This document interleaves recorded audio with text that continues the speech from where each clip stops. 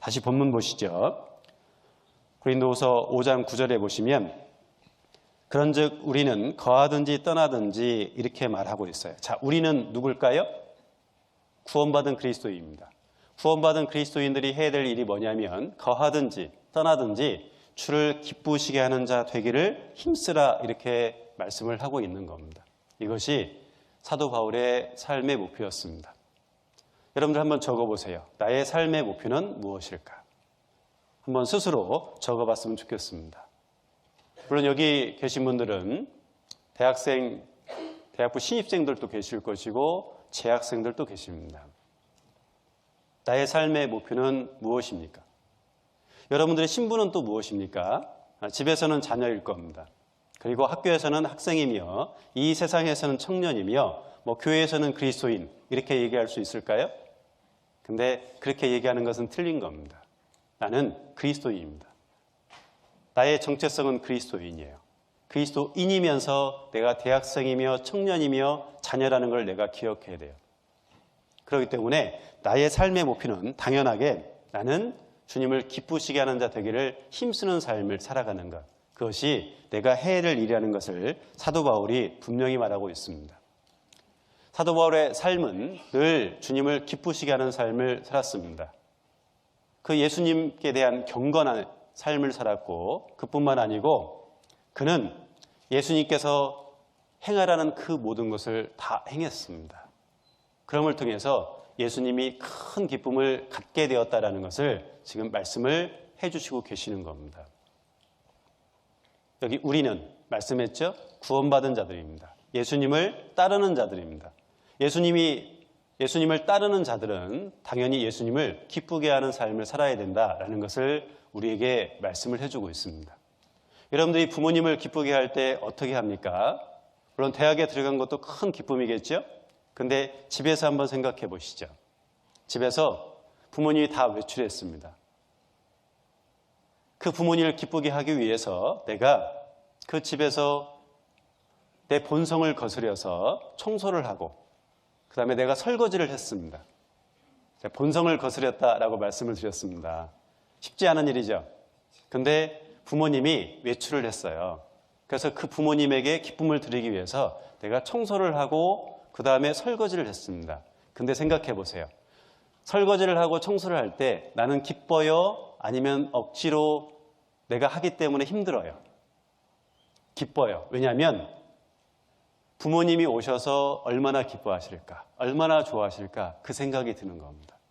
내가 스스로 한 거거든요. 내가 스스로 청소를 하고 있고 그 다음에 설거지를 해요. 청소하면서 설거지를 하면서 기뻐요. 왜냐하면 부모님이 기뻐하실 것을 알기 때문에. 부모님이 오셔서 야 청소 다 했네? 설거지도 다 했네. 우리 딸 우리 아들 고마워. 이런 얘기하면 그리고 수고했어. 이런 얘기를 들으면 얼마나 기쁩니까? 근데 내가 기쁜 것뿐만 아니고 사실은 부모님도 기쁘다는 겁니다.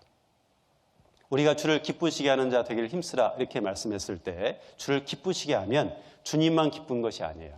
나도 기쁘다는 겁니다. 그렇기 때문에 우리는 사실은 이 세상 가운데서 노력을 해야 돼요. 주를 기쁘시게 하는 노력을 할 때 주님이 진짜 기뻐하신다는 것을 우리에게 말씀해 주고 있습니다. 여러분들이 그리스도의 심판대 앞에 섰습니다. 그리스도의 심판대 앞에 딱 섰을 때에 만약에 예수님께서 팔짱을 끼고 여러분을 째려본다면 어떻게 하겠습니까? 내가 주님 앞에 섰는데 주님이 그러고 있어요. 그런데 또 다른 모습이 있습니다. 주님이 활짝 웃으면서 양팔을 벌리면서 여러분을 맞이하려고 하고 있다. 그러면 어떨까요? 완전히 다르겠죠. 우리가 이 땅에서 얼만큼 살아가야 되느냐, 얼만큼 주를 기쁘시게 하는 삶을 사느냐, 그리고 노력하느냐에 따라서 주님이 큰 기쁨이 있을 수 있고 또 주님이 슬퍼할 수도 있다는 겁니다. 재학생들은 한번 생각해 보세요. 내가 지금까지 1년, 2년, 3년, 4년을 대학 생활을 해나가고 있습니다. 정말 내가 그 기간 동안 주님을 기쁘시게 하는 삶을 살았느냐 생각을 해보셔야 되는 겁니다. 사도 바울은 삶의 목표가 주를 기쁘시게 하는 자 되기를 힘썼다. 주님을 기쁘시게 하는 자라는 겁니다. 주님을 기쁘시게 하는 것이 정말 무엇일까? 주님이 원하시는 것이 무엇일까? 뭘 것 같으세요? 예? 네, 전도입니다. 여기 포토존에 보니까 캠퍼스의 복음화를 통해서 세계의 복음화를 이루자 이렇게 돼 있더라고요. 자, 우리가 해야 될 일은 뭐냐면 캠퍼스의 복음화입니다. 이 복음을 전하는 삶을 우리가 살아야 되는 거예요. 우리가 이 땅 가운데서 우리에게 주어진 것이 있습니다. 주님이 우리에게 명령하신 것이 있죠. 너희는 온 천하에 다니며 만민에게 복음을 전파하라 명령하셨습니다. 이 명령을 당연히 우리가 행해야 되는 거예요. 마지막 때가 됐습니다. 주오실 때가 가까이 왔습니다. 다시 말씀드리면 구원받을 수 있는 기간이 그만큼 짧아졌다는 겁니다. 그 짧아진 기간에 우리를 주님께서 사용하시고자 하는 겁니다.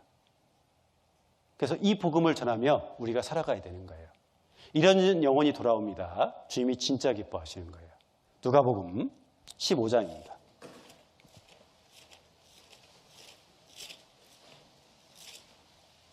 누가복음 15장입니다.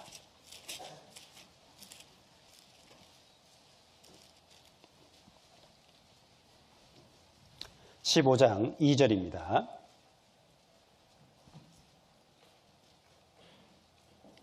제가 읽겠습니다. 바리새인과 서기관들이 원망하여 가로되 이 사람이 죄인을 영접하고 음식을 같이 먹는다 하더라. 예수께서 저희에게 비유로 이르시되 너희 중에 어느 사람이 양 100마리가 있는데 그 중에 하나를 잃으면 99마리를 들에 두고 그 잃은 것을 찾도록 찾아다니지 아니하느냐. 또 찾은즉 즐거워 어깨에 메고 집에 와서 그 벗은 것과 이웃을 불러 모으고 말하되 나와 함께 즐기자. 나의 잃은 양을 찾아노라 하리라. 내가 너희에게 이르노니 이와 같이 죄인 하나가 회개하면 하늘에서는 회개할 것 없는 의인 99을 인하여 기뻐하는 것보다 더하리라.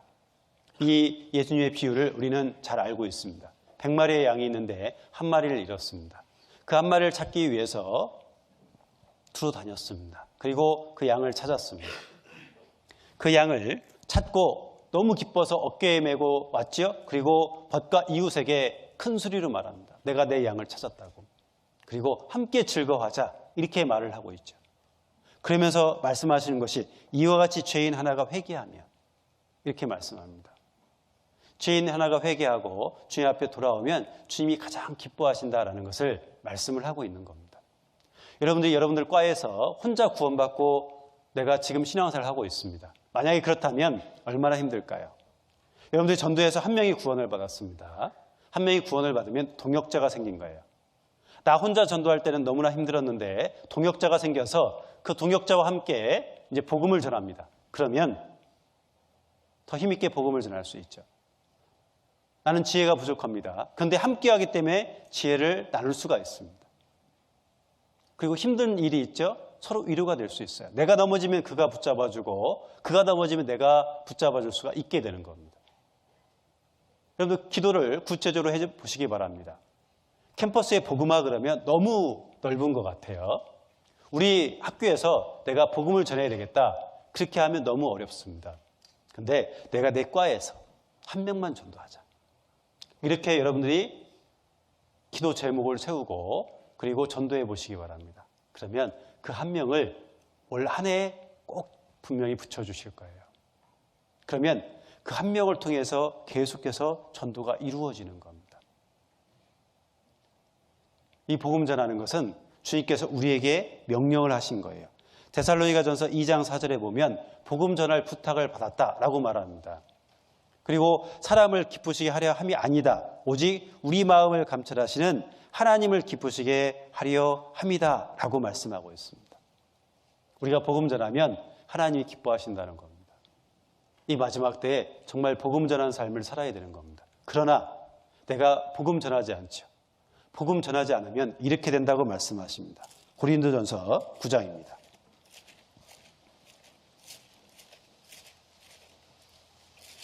고린도전서 9장 16절입니다.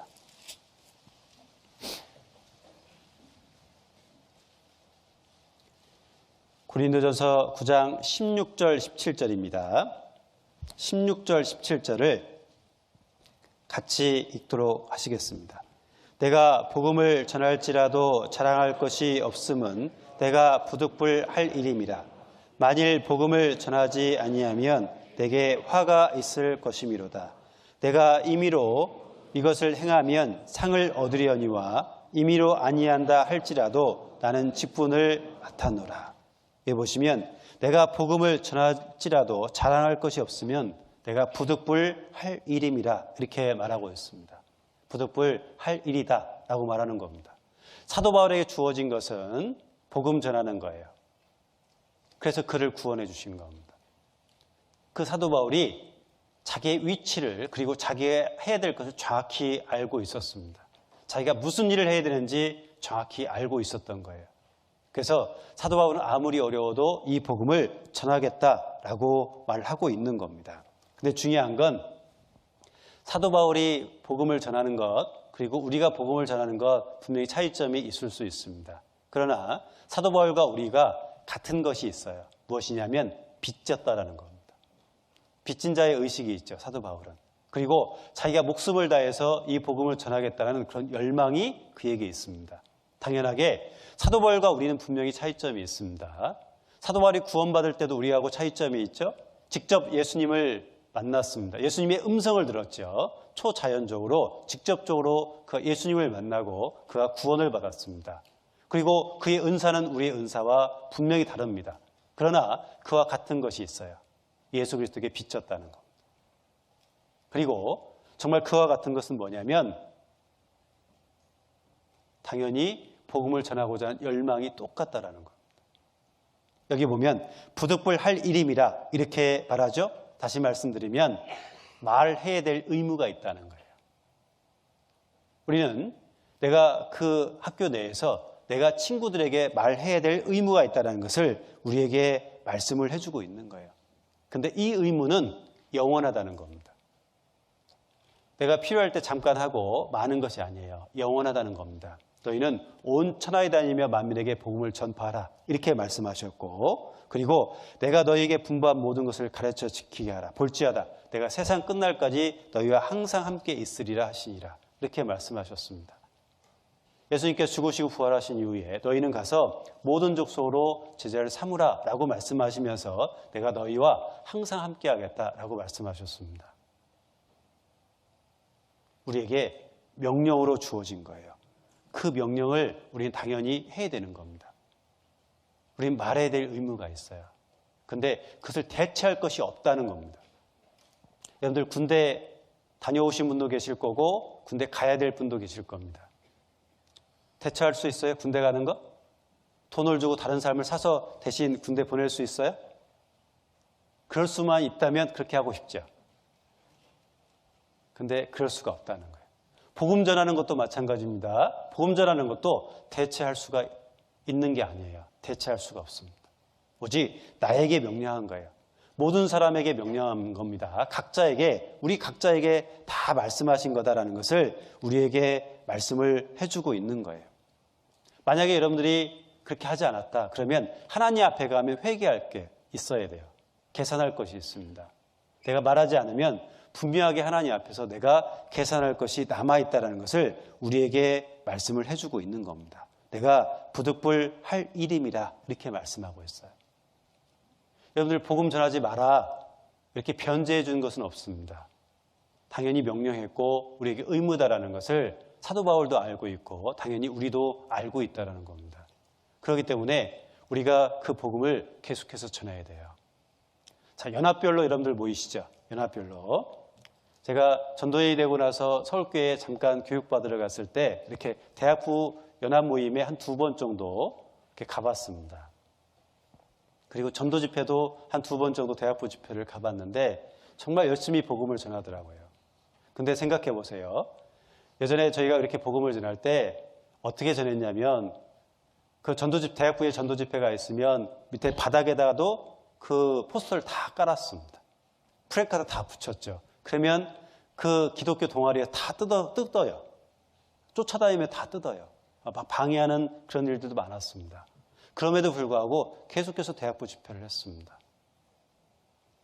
방해해서 우리가 다 대관을 했는데도 불구하고 그 대관을 취소하는 경우도 있어요. 그러면 그 교실을 또 옮겨야 되잖아요. 교실을 옮기면서 계속해서 복음을 전했습니다. 지금도 마찬가지일 거예요. 그런 어려움이 분명히 있을 겁니다. 그럼에도 불구하고 그렇게 전해야 된다는 겁니다. 왜 그들이 그렇게 할까요? 그들은 예수님을 몰라요. 하나님을 몰라요. 진짜 메시아를 모르기 때문에 그렇게 하는 겁니다. 이번에도 핍박이 있을 건데 이번에 꼭 여기서 해야 돼요? 다른 학교에서 하면 안 돼요? 뭐 교수님이 계신 곳에 그 교수님이 계시면 대관하는데 편하지 않겠어요?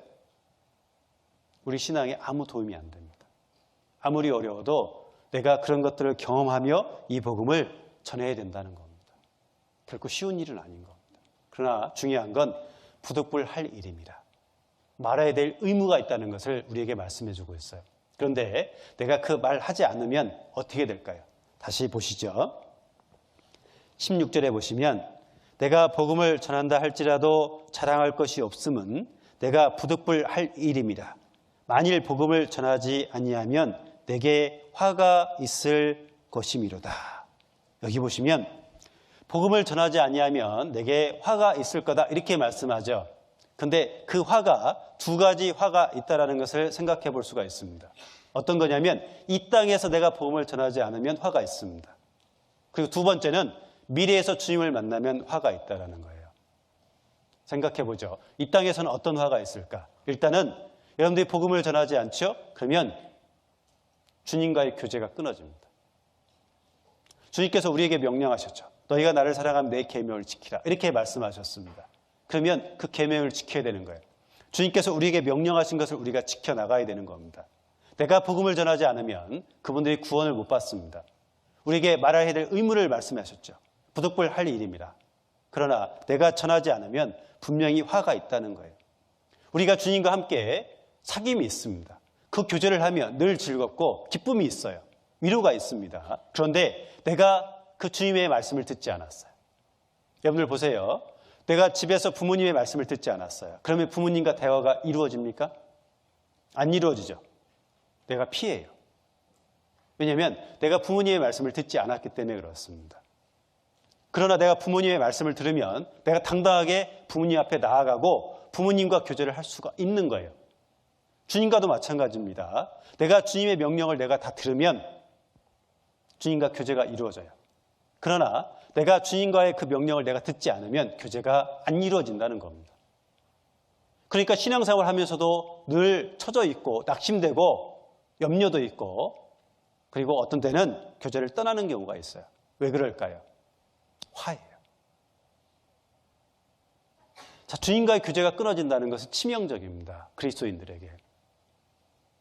우리는 주님과의 교제를 이루기 위해서는 분명히 내가 복음을 전해야 된다는 것을 우리에게 말씀을 해주고 있어요. 그리고 우리에게 또 어떤 화가 있을까 이렇게 생각해 보면 영혼을 바라보는데 긍휼한 마음이 없어요. 불쌍한 마음이 없어요. 자, 영혼을 우리가 바라볼 때 정말 불쌍한 마음이 우리에게 있어야 되는 겁니다. 근데 불쌍하지가 않아요. 어떤 분은 전도해 놓고도요. 그 영혼들 불쌍하는 마음이 없어요. 그래 들을래? 안 듣는다면 그래 가라. 진짜 불쌍한 마음이 있으면 긍휼한 마음이 있으면 끝까지 그 친구를 붙잡을 거예요. 내가 무릎 꿇을 겁니다. 그런데 긍휼한 마음이 없어요. 왜 나에게 영혼을 바라보는데 긍휼한 마음이 없을까? 내가 전하지 않았기 때문에 그래요. 그게 화예요. 여러분들 믿음을 굳게 하고 싶습니까? 내가 그 믿음을 굳게 하고 주님을 위해서 나아가고 싶으세요? 그러면 복음을 전하세요. 복음을 전하면 여러분들 신앙생활의 4대 요소, 말씀, 기도, 교대, 그 다음에 전도죠. 이 전도를 하면 여러분이 나머지 3개를 다 할 수가 있습니다. 그리고 믿음이 굳게 되는 거예요. 근데 복음을 전하지 않으면 믿음이 굳게 안 됩니다. 왜냐하면 자, 생각해 보세요. 우리가 말씀을 전할 때, 복음을 전할 때, 전도를 할 때 내가 말씀이 부족하면 전도하는 게 참 어렵습니다. 그래서 여러분들 사무엘 학교도 다니잖아요. 그래서 열심히 암송도 하잖아요. 그리고 어떻게 전도할 건지도 시나리오 다 쓰잖아요. 훈련을 하잖아요. 내가 구원받은 지 1년밖에 안 됐습니다. 구원받은 지 몇 개월밖에 안 됐습니다. 그런데 그렇게 내가 말씀을 가까이 하고 그렇게 암송을 했습니다. 그러면 그 말씀이 내 거가 되는 거예요. 그냥 끝나는 것이 아닙니다. 그 말씀이 내 거가 되는 거예요. 전도하지 않으면 내가 그 말씀을 암송할 필요도 없고, 그리고 그 말씀이 무슨 말씀인지도 잘 몰라요. 근데 전도하고자, 그 친구에게 알려주고자 내가 말씀을 공부하고 말씀을 암송하고 준비를 해요. 그리고 또 한 가지는 어떻게 합니까? 기도를 합니다. 정말 그 영혼 끝까지 올 수 있도록 도와달라고, 그 마음문을 열어달라고 기도하죠. 주님과의 교제가 이루어지는 겁니다. 그리고 전도는 나 혼자 되는 것이 아니죠. 함께 하는 겁니다. 연합해서 하는 거예요. 그래서 다른 형제자매들과 함께 교제하면서, 연합별로 모이니까 연합별로 교제하면서, 기도 부탁하면서. 저희도 3월 18일 날 대집회가 있습니다. 기도 부탁 계속해서 받아요. 어머니 회장단, 봉사회장단이 전도팀이 따로 있어서 구역장 조장님들께 다 받습니다. 다 취합해가지고 다 이모들한테 다 보내요.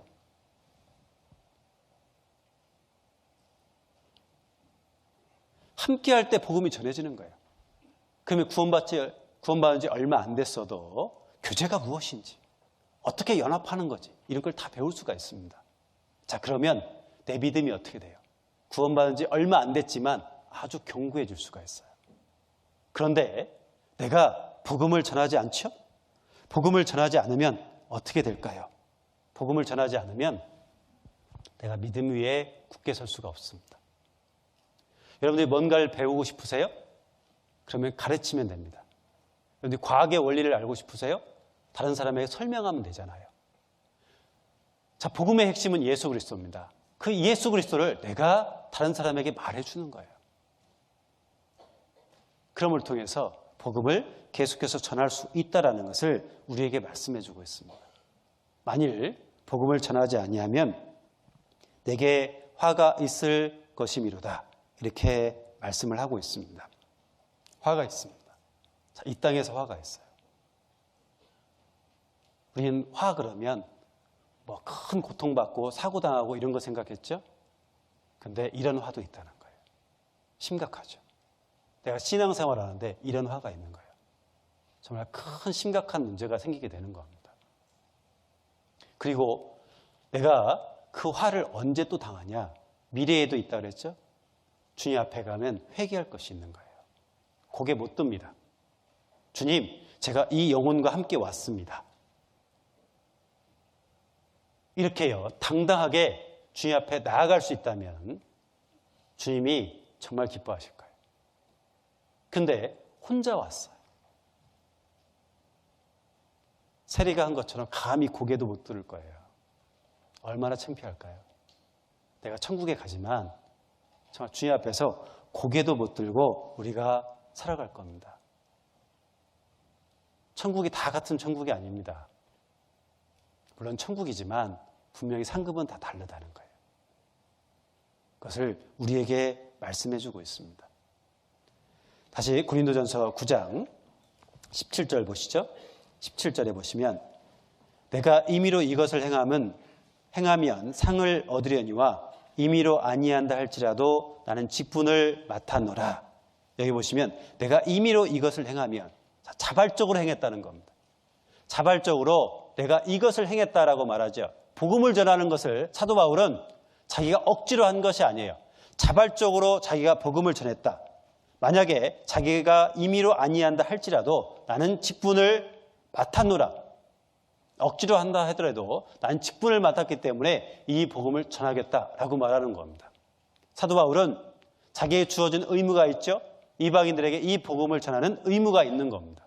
의무가 있지만 자발적으로 기쁨으로 그 의무를 다 수행했다는 것을 말씀을 하고 있는 거예요. 자, 보세요. 자기가 좋아하는 일은 무슨 일이든 다 합니다. 그렇죠? 여러분들이 좋아하는 일이 뭐세요? 여러분들이 좋아하는 일이 복음 전하는 것이면 어떤 일이든 다 할 거예요. 그 친구를 어떻게 전도할까? 그 친구를 어떻게 그 전도 집회 앞에 인도할까? 그 친구의 마음을 어떻게 살까? 연구할 거예요. 그리고 전문가가 될 겁니다. 화가가 있습니다. 그 화가는 자기 일을 사랑하잖아요. 그림을 그리잖아요. 그림을 그릴 때 계속해서 고치죠. 그런 걸 통해서 정말 명화가 만들어지게끔 되어 있습니다. 우리도 마찬가지예요. 내가 내 일을 사랑해야 돼요. 그 일이 뭘까요? 복음 전하는 일인 겁니다. 나에게 주어진 겁니다. 그것을 내가 사랑하면 정말 기쁨으로 내가 할 수 있다는 거예요. 근데 그 일을 우리가 행하는데 내가 최선의 사랑과 최선의 봉사와 최선의 노력을 가지고 그 일을 하면 안 될까요? 이런 마음이 있다면 그 무슨 얘기냐면 복음을 안 전하겠다는 거예요. 그거 꼭 전해도 돼요? 이런 마음이 우리 마음 가운데 있다는 겁니다. 그러나 여러분이 그리스도를 사랑한다면, 정말 그리스도를 사랑한다면 이 복음을 전해야 된다는 것을 우리에게 말씀해 주고 있는 거예요. 내가 그리스도를 사랑한다면 제가 더 많은 일을 하겠습니다. 가룟 유다는 그랬죠? 이것을 왜 허비하느냐? 그럴 때 예수님께서 말씀하십니다. 그가 내게 좋은 일을 행했다. 이렇게 말합니다. 우리가 복음을 전하는 그 향유는 예수 그리스도께 다 전해지는 거예요. 그리고 그것은 영원한 거라는 겁니다. 그것을 우리에게 맡겼어요. 특별히 그 대학이라는 곳에서 여러분들이 복음을 전할 수 있는 기회를 여러분들이 갖게 된 겁니다. 근데 제가 조금만 하겠습니다. 이제 4학년이니까요. 제가 이제 취업 준비해야죠. 같이 해야 되는 겁니다. 같이 할 때 주님께서 역사하신다는 것을 우리에게 분명하게 말씀을 하고 있는 겁니다. 우리에게 사명을 주셨죠? 이 사명은 사실 영광을 위해서 주었습니다. 은혜를 위해서 우리에게 주셨다는 것을 우리에게 말씀해 주고 있어요. 근데 생각해 보세요. 복음 전하는 일이 쉽지가 않습니다. 성경에도 보면 어떠냐면 복음 전하면서 계속해서 핍박받고 성경에 보면 미쳤다 이런 소리 많이 듣죠. 미쳤다. 호세아서도 보면 그 선지자들이 계속해서 그들의 잘못을 지적합니다. 그러니까 그들이 어떻게 얘기하냐면 호세아서 9장 7절에 형벌의 날이 이르렀고 보응의 날이 임한 것을 이스라엘이 알지라. 선지자가 어리석었고 신에 감동하는 자가 미쳤나니 이렇게 얘기합니다. 그러니까 선지자들 미쳤다고 얘기하는 거예요. 예수님도 미쳤다는 소리 들었죠? 누구한테요? 그 친족들한테 미쳤다는 소리를 들었습니다. 사도 바울도 미쳤다는 소리를 들었습니다. 사도행전 26장 보시죠. 사도행전 26장 24절.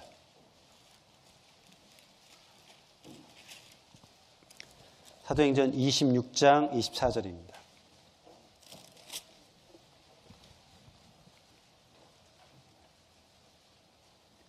(26장 24절) 제가 읽겠습니다.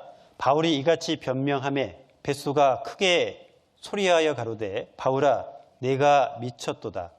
내 많은 학문이 너를 미치게 한다 하니 바울이 가로되 베스도 각하여 내가 미친 것이 아니요 참되고 정신 차린 말을 하나이다. 여기 보면 이 바울이요 베스도 앞에서 자기가 어떻게 회심했고 어떻게 구원받았고 그리고 자기 삶이 이렇게 변화된 것을 얘기를 합니다. 그러니까 그 베스도가 네가 미쳤다 그랬죠. 그러니까 사도 바울이 뭐라고 합니까? 나 미친 것이 아니라고 정신 차린 말을 한 거라고. 근데 구원받지 못한 사람은 당연한 거예요. 자, 사도 바울의 모습을 보십시오. 사도 바울이 내가 예수님의 모습을 봤습니다. 이렇게 얘기합니다. 그리고 예수님의 음성을 들었습니다. 라고도 얘기합니다. 그리고 내가 3층 천에 올라갔다 왔습니다. 이렇게 얘기합니다. 미친 거죠. 구원받지 않은 사람이 봤을 때 미친 말을 하는 거예요. 그런데 사도 바울은 실제로 그것을 다 경험한 거예요. 그리고 사도 바울은 어떻습니까? 하나님을 철저하게 섬겼던 사람이에요. 가말리알 문화에서 살았던 사람입니다. 그랬던 사람인데 그가 그 모든 것을 다 버려버렸어요. 다 버리고 다 포기하고 예수 그리스도를 쫓았습니다. 그러니까 다른 사람이 봤을 때는 하찮은 것을 쫓고 있잖아요. 그러니까 미친 거예요. 그리고 그들의 생각과 가치관과 다르잖아요. 그러니까 미친 거예요. 근데 중요한 건 당연히 우리도 마찬가지라는 겁니다. 야, 적당히 믿어라. 이런 얘기 하죠. 야, 교회 다닐 때도 적당히 다녀야 돼. 근데 적당히가 아닙니다. 사실 우리는요, 미쳤다는 소리를 들어야 되는 거예요. 왜냐하면 내가 정신 차린 말을 하나이다. 이렇게 말을 하고 있는 겁니다. 정신 차린 말을 하나이다. 우리가 정말 주님의 그 사랑을 받았기 때문에 이 세상에서 많은 고난이 있습니다. 그리고 미쳤다는 소리도 들을 수 있습니다. 그러나 정신 차린 말을 하는 거예요. 내가 받은 사랑을 그들에게 전해야 되는 겁니다. 그것이 진짜 주님을 기쁘시게 하는 거다라는 것을 말씀을 하고 있어요. 사도 바울이 죽을 때까지 복음을 전할 수 있는 이유가 뭡니까? 강권된 사랑이에요. 그 강권된 사랑을 받으니까 끝까지 그가 죽을 때까지 복음을 전하며 살았다라는 겁니다. 다시 고린도후서 5장입니다.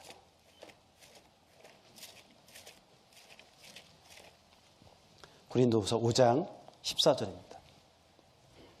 5장 14절입니다. 그리스도의 사랑이 우리를 강권하시는도다. 우리가 생각건대 한 사람이 모든 사람을 대신하여 죽었은즉 모든 사람이 죽은 것이라. 여기 보면 우리가 생각건대 그럽니다. 여기 사랑은 두 가지 사랑입니다. 그리스도께서 바울에 대한 사랑이며 바울이 그리스도께 대한 사랑을 말하고 있는 거예요. 두 가지 다를 말하고 있는데 중요한 것은 우리가 생각건대 이렇게 얘기합니다. 사랑을 받으니까 그 사랑이 너무 크죠. 그리고 그 다음에 생각건대 다음에 한 사람이 모든 사람을 대신하여 죽었은즉 모든 사람을 죽은 것이다. 자, 생각한 거예요. 자, 우리도 생각해야 됩니다. 예수 그리스도의 그 사랑을 내가 생각하고 판단하고 내가 인식하고 있어야 되는 거예요. 산에 올라가서 야호하고 소리칩니다. 야호하고 소리치면 메아리가 오죠. 메아리가 나에게 다시 옵니다. 자, 보세요. 사랑은 예수님으로부터 시작됐습니다. 그죠? 예수님으로부터 시작돼서 나에게 왔어요. 나에게 왔으면 우리는 생각해야 돼요. 무슨 얘기냐면 그 메아리는 만약에 바위가 있다. 그러면 내가 야호했으면 메아리가 다시 오려면 어떻게 돼요? 그 바위가 그 소리를 파동을 받아야 돼요. 파동을 받아서 다시 어떻게 나에게 와야 되는 겁니다. 지금 예수님께서 야호하신 거예요. 예수님께서 여러분들에게 사랑을 베푸셨습니다. 그럼 내가 받았어요. 근데 내가 바위예요. 내가 그 파동을 받지 않아요. 그 사랑을 받지 않으면 그 사랑이 나가지 않는 거예요. 근데 내가 그 사랑을 받았습니다. 사랑을 받았으면 어때요? 내가 울려줘야 돼요. 생각건대. 그러죠? 내가 이 복음을 계속해서 전해야 된다는 겁니다. 그 사랑을 전해야 된다는 걸 말씀하고 있는 거예요. 그러니까 우리는 정말 주님이 나를 얼마큼 사랑했느냐 그것을 기억해야 되는 거예요. 그리고 주님께서 우리에게 명령하신 것을 우리가 기억해야 된다는 것을 우리에게 말씀해 주고 있어요. 얼음을 녹이려면 어떻게 해야 됩니까? 얼음을 녹이려면 햇볕에다가 갖다 놔야 돼요. 거울이 있습니다. 그 거울에 빛을 비추게 하려면 어두운 곳에 가서 아무리 닦아도 빛이 안 비칩니다. 근데 그 거울에 빛이 비추려면 햇빛 가운데 나가야 되는 거예요. 마찬가지입니다.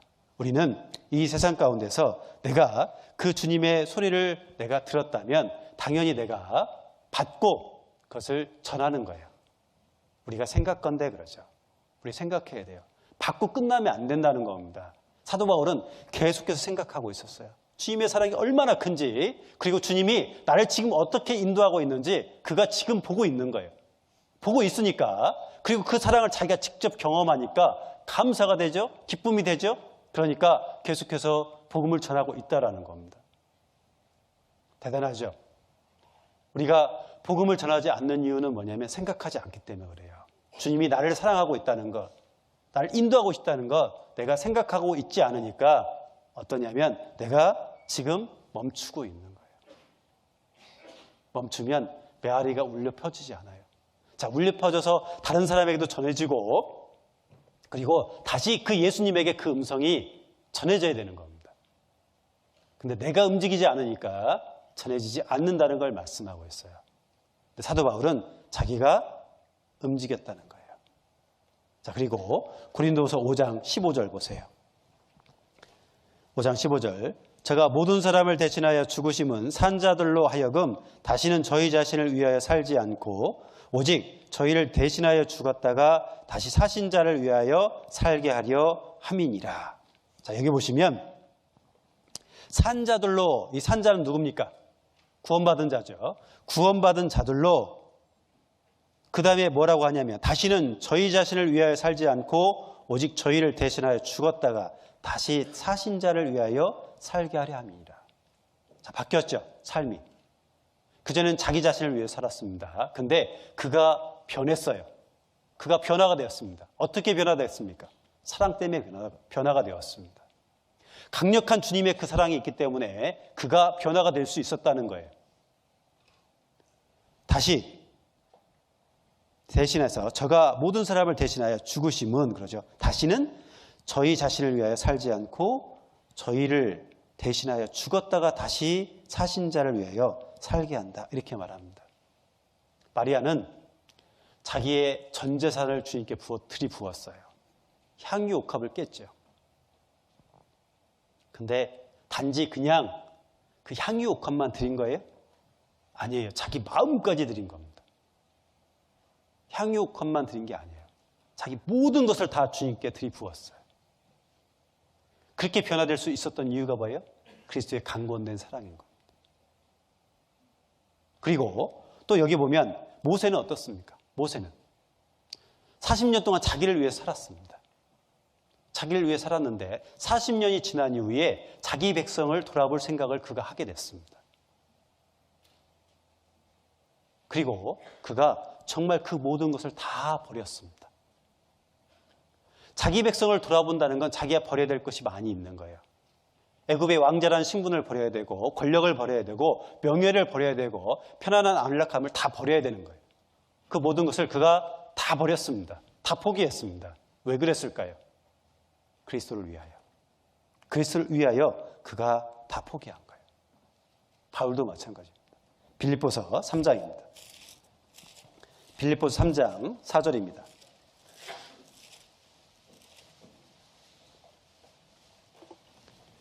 빌립보서 3장 4절입니다. 제가 읽겠습니다. 그러나 나도 육체를 신뢰할 만하니 만일 누구든지 다른 이가 육체를 신뢰할 것이 있는 줄로 생각하면 나는 더욱 그러하리니 내가 8일 만에 할례를 받고 이스라엘 족속이요 베냐민 지파요 히브리인 중에 히브리인이요 율법으로는 바리새인이요 열심으로는 교회를 핍박하고 율법의 의로는 흠이 없는 자로라. 그러나 무엇이든지 내게 유익하던 것을 내가 그리스도를 위하여 다 해로 여길 뿐더러 또한 모든 것을 해로 여김은, 같이 읽겠습니다. 내 주 그리스도 예수를 아는 지식이 가장 고상함을 인하며 내가 그를 위하여 모든 것을 잃어버리고 배설물로 여김은 그리스도를 얻고 그 안에서 발견되려 함이니 내가 가진 의는 율법에서 난 것이 아니요 오직 그리스도를 믿음으로 말미암은 것이니 곧 믿음으로 하나님께로서 난 의라. 자, 여기 보시면 사도 바울이 자기가 구원받기 전의 모습을 쭉 설명을 하고 있습니다. 나는 8일 만에 할례를 받았다라고 말하는 거예요. 다시 말씀드리면 순수 혈통이라는 거예요. 그죠? 나는 순수 혈통입니다. 그러면서 또 뭐라고 말씀하고 있냐면 나는 이스라엘 족속의 베냐민 지파요, 이렇게 얘기하죠. 족보를 자랑하잖아요. 나는 족보 있는 집안에서 태어났어, 이렇게 얘기하고 있죠. 그 다음에 나는 바리새인이다, 히브리인 중에 히브리인이다, 이렇게 얘기합니다. 다시 말씀드리면 최상위 계층의 사람이라는 거예요. 그리고 종교적으로는 바리새인이고 열심으로는 교회를 핍박하고 율법으로는 흠이 없는 자다라고 말을 하고 있습니다. 자, 이랬던 사람이 그 모든 것을 다 포기했어요. 왜 그랬을까요? 그리스도의 강권된 사랑이에요. 그 사랑이 있으니까 이걸 다 포기하고 그리고 예수 그리스도만 전하기를 그가 결심을 한 거예요. 배설물로 여길 수 있겠어요? 여러분들이 대통령이 됐다고 생각해 보세요. 대통령의 자리에서 내가 어떤 사람 거지를 위해서 내가 다 포기하고 그 사람을 돕기 위해서 그 자리에서 내려올 수 있겠어요? 못 내려옵니다. 근데 사도 바울이나 모세나 룻도 마찬가지예요. 룻도 어머니 하나님이 나의 하나님이 되게 하겠다.